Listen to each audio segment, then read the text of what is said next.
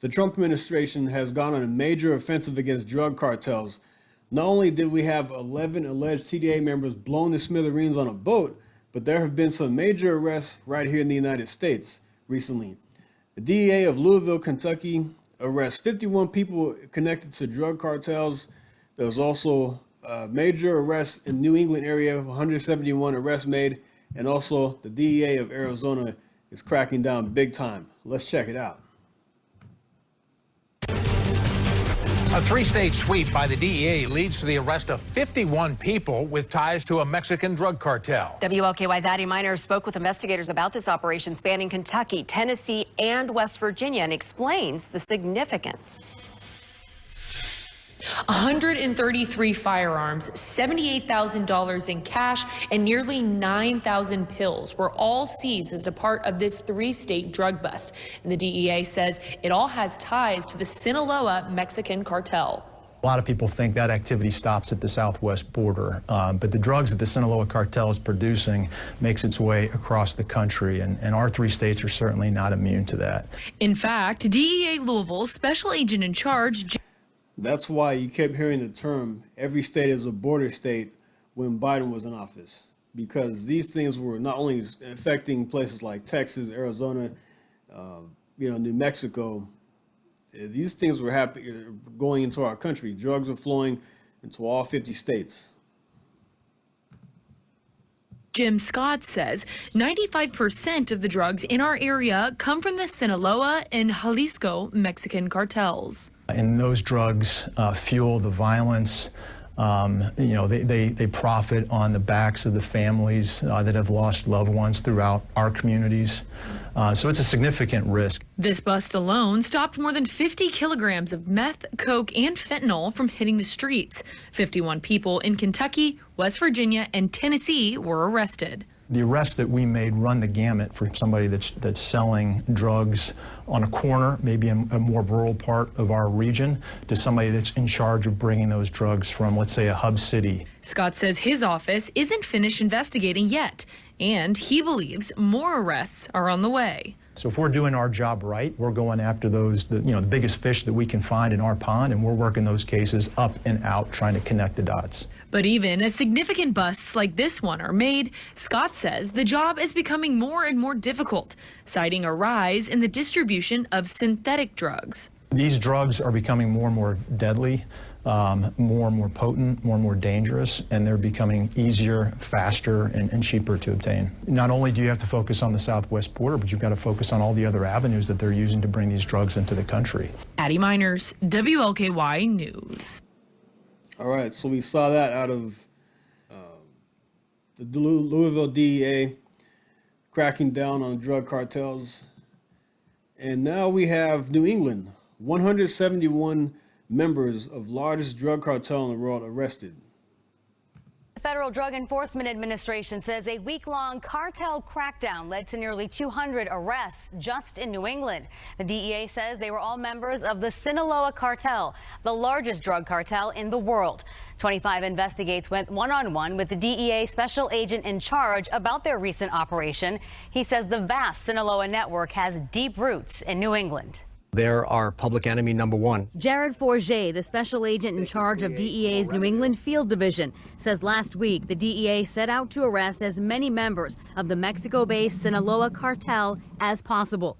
New England saw the highest number of regional arrests at 171, with 49 in Massachusetts, 33 in New Hampshire. Connecticut saw the most at 64. Do you think people would be surprised to learn how many cartel are operating probably in plain sight in their communities? Sure. So Sinaloa cartel in every single state across America, more than 40 countries around the world, and obviously they're in every state throughout New England. What's their number one product they push? Is it the pills?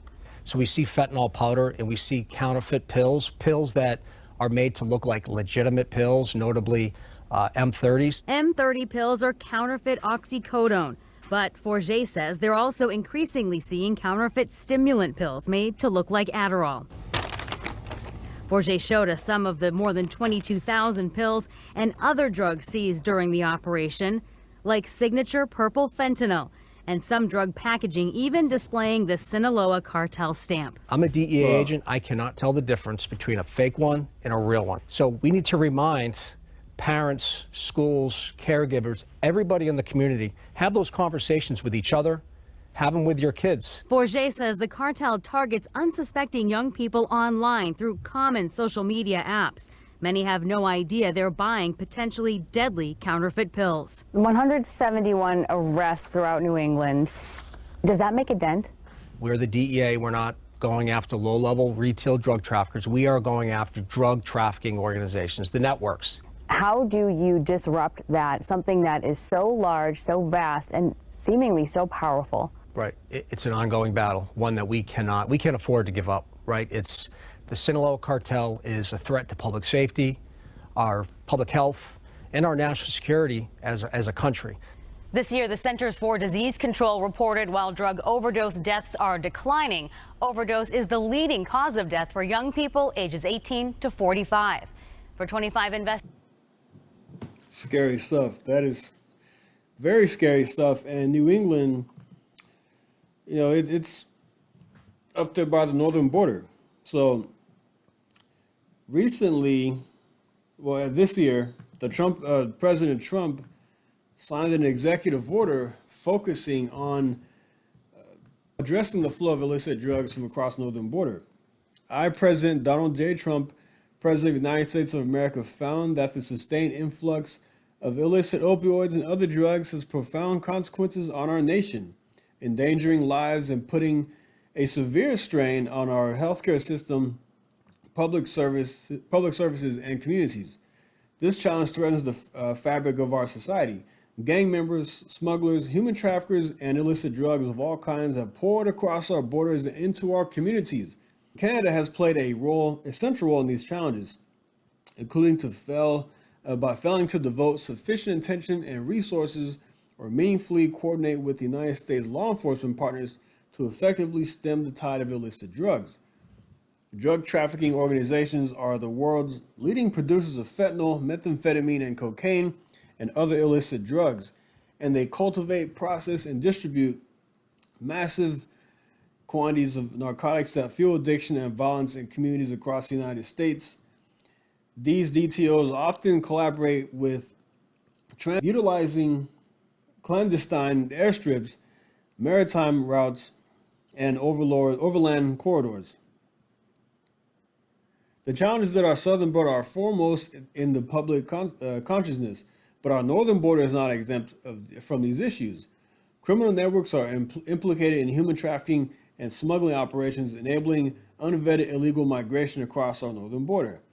There is also a growing presence of Mexican cartels operating fentanyl labs in Canada. Yeah, so you have all these drugs flowing in from the northern border, and that's why you have these operations up there in New England, in places like New Hampshire, Massachusetts, and Connecticut. It's crazy because you don't think that you wouldn't think that these organizations are in places like New Hampshire, but they're all over the country. Right, I want to go to Arizona. Arizona is doing a major crackdown as well. The DEA in Arizona fighting against a major drug cartel, ramping up arrests and prosecutions. Fox 10's Lauren Clark joins us live tonight with an exclusive look at how they're doubling down their efforts to prevent drugs from coming into the country through Arizona. Lauren. Hey there, John and Christina. Well, the DEA tells me the Sinaloa cartel is one of the most infamous drug cartels in the globe. And since they've been designated a foreign terrorist organization, the DEA now has more tools to crack down. They're by far Arizona's greatest threat. Special agent in charge of the DEA Phoenix Field Division, Sherry Oz, not mincing words over her office's clear target. We are laser focused on the Sinaloa cartel. The high-powered Mexican cartel has long dominated the drug trade, with Arizona being a key area of their distribution. Arizona is gateway between Mexico and the cartels and the rest of the United States. And now, And we are doubling down our efforts to go after them. this mountain of fentanyl, cocaine, heroin, and meth all seized within the last 10 days. This year alone, we have 48% more arrests than we did at the same time last year. And most of these arrests, says Oz, are those in controlling positions in the cartel. And we are seeing that we are going at a nearly nonstop rate for federal prosecutions. As U.S. Attorney Tim Corshane says there's a renewed focus on more severe charges. And because drugs drive crime, the agency says this is a crucial step to keeping our state's streets safe. Once we get all the way through a case and they face that day of... I mean, who doesn't want to live on safe streets? Who doesn't want to live in a safe neighborhood? I don't want to go somewhere and have to worry about not going 2 blocks that way or going up to 3 blocks that way, and you have drug dealers and crackheads all over the place. I don't want to live in a country like that. I want to be able to visit any city and state and be able to feel safe. And this is a big component. Drugs fuel crime. And so not just going after low level people, but going after the big dogs is what's going to make a big difference. reckoning in front of a judge for their sentencing, that's when I think it all comes to a head. With the crackdown designed to send a clear message. We are coming for you.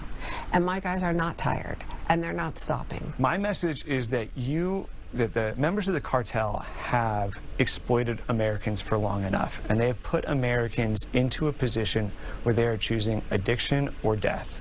That stops now.